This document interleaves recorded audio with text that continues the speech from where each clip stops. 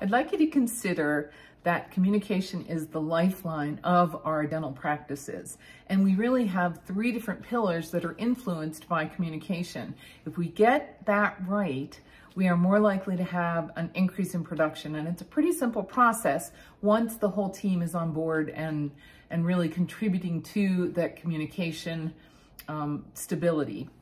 And so the three things that influence communication within our practices are the three Ps: the patients, the players, which are your team members, and the practice as a whole. And so we're going to look at those individually and talk about how we can make some changes to think about communication as our currency.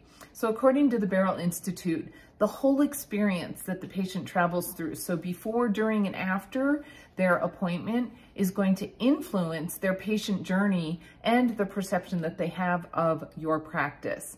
And so we need to make sure that we are influencing every one of those categories as the patient proceeds through the processes and into our practice, so that we can maximize the production that we're trying to achieve with those patients. The second aspect is the players, or the team members on your team. And proactive leadership is the best way that you're going to achieve engagement with your employees. If we have employees that are participating in bi-directional leadership, that means everybody is a leader at some point within the practice, you're going to obtain a better communication strategy with your employees. And so it's going to reduce turnover. Turnover is expensive. You are really paying an awful lot of money to replace an employee and get them up to speed. So if we can retain our employees, that's huge in a practice success. Number two, they're engaged. An engaged employee is going to go above and beyond what is expected of them because they feel appreciated. And then last, you're going to increase your production, because a team that's working very cohesively and everybody firing on the same firing on the same cylinder, you're going to improve your practice productivity, because people are going to preempt problems and they're going to know how to react in a certain situation. And lastly, I wanted to talk about your practice.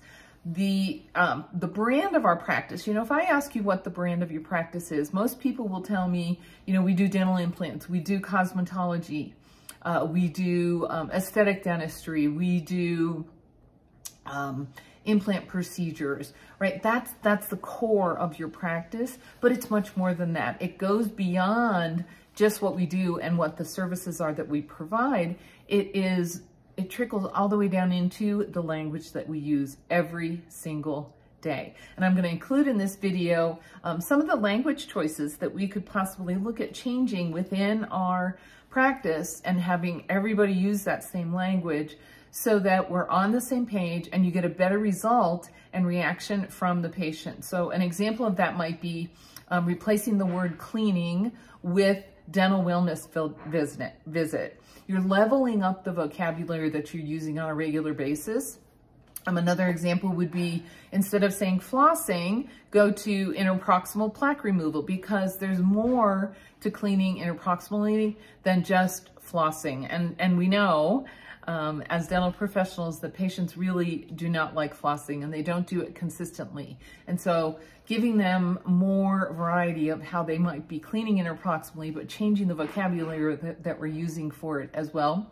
One more example, and you'll see the rest of these in the within the video. How about calling a cavity active tooth decay? Because then they have a better understanding that it is an active disease process that's occurring in their mouth, and not just a cavity which they think is filled and everything goes away and everything is great.